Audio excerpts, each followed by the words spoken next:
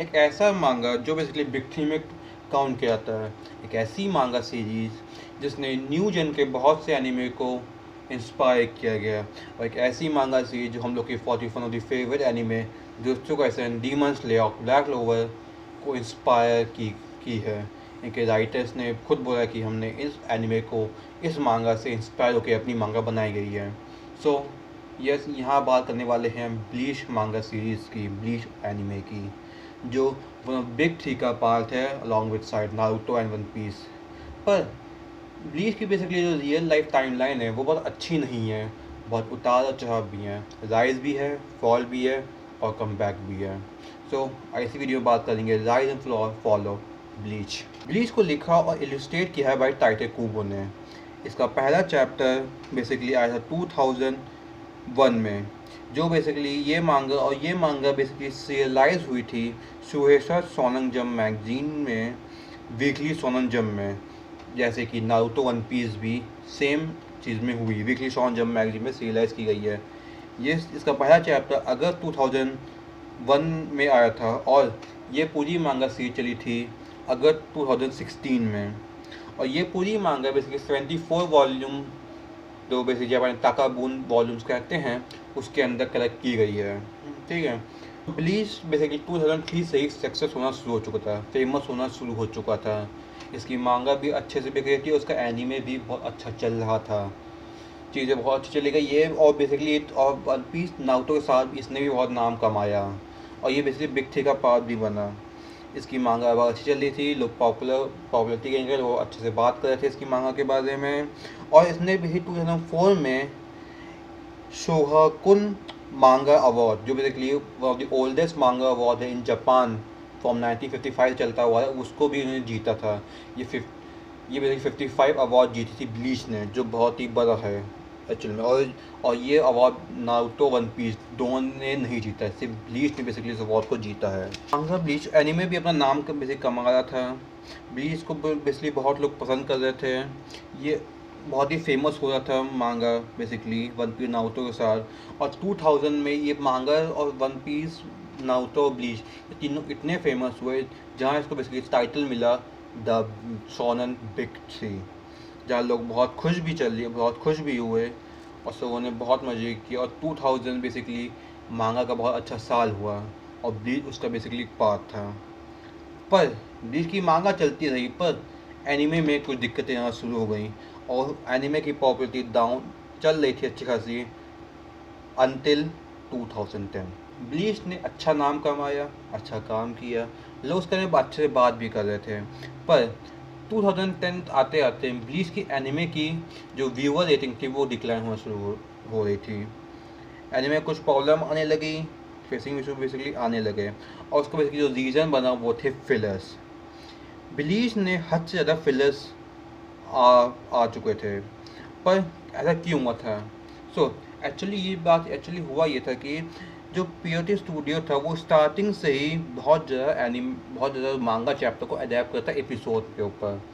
ठीक है, अगर पास ज़्यादा मांगा चैप्टर्स हैं तो उसी हिसाब से एनीमे एपिसोड बनाओगे, पर पीओटी स्टूडियो ने बहुत ज़्यादा मांगा चैप्टर अडेप्ट कर रहे थे पर एपिसोड, जिससे बेसिकली उनको मांगा चैप्टर की शॉर्टेज हो रही थी।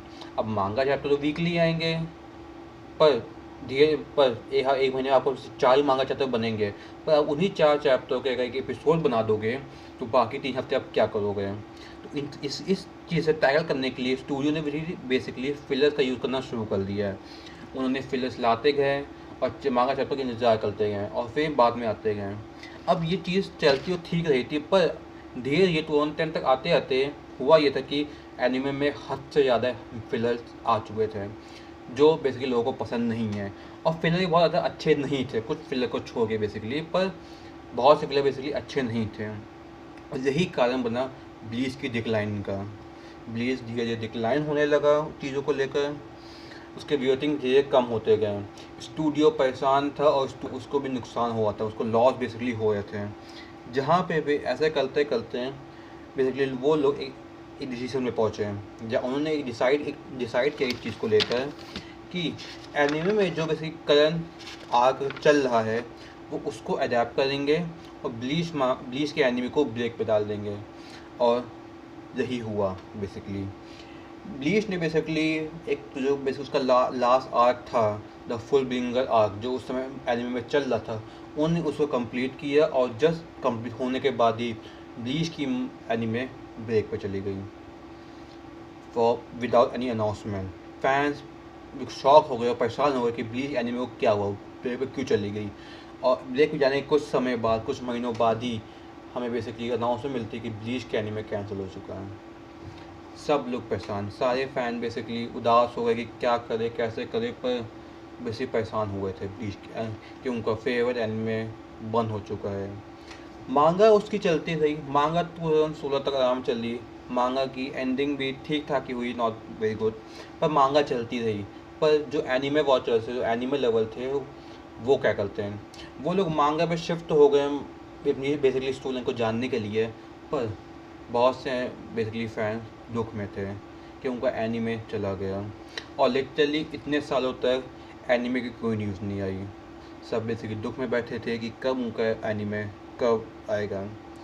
भले ही एनिमे बंद हो चुका था, पर ब्लीच ने अब बेसिकली अपना नाम कमा रखा, उसकी मांगा की सेल अच्छी हुई और प्लस उसके जो एनिमे था, जो पुराना एनिमे था ब्लीच का, उसने 2018 में टॉप 10 में रैंक नंबर कमाया था और ये फेमस मांगा सीरीज़ को लेकर और ये पॉपुलर बहुत ही सेल्स लेकर, ठीक है।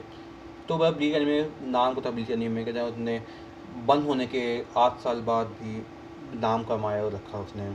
पर फिर भी एक दिक्कत थी फैंस को कि भैया ब्लीच एनिमे कब आएगा, और इसकी कोई न्यूज़ और कोई अपडेट नहीं आई बहुत सालों तक, टिल 2021, जहाँ सारे फैन दुखी थे एनिमे ब्लीच को लेकर कि कहाँ ब्लीच कब आएगा, कब ब्लीच आएगा, लोग इंतज़ार करें ब्लीच एनिमे का।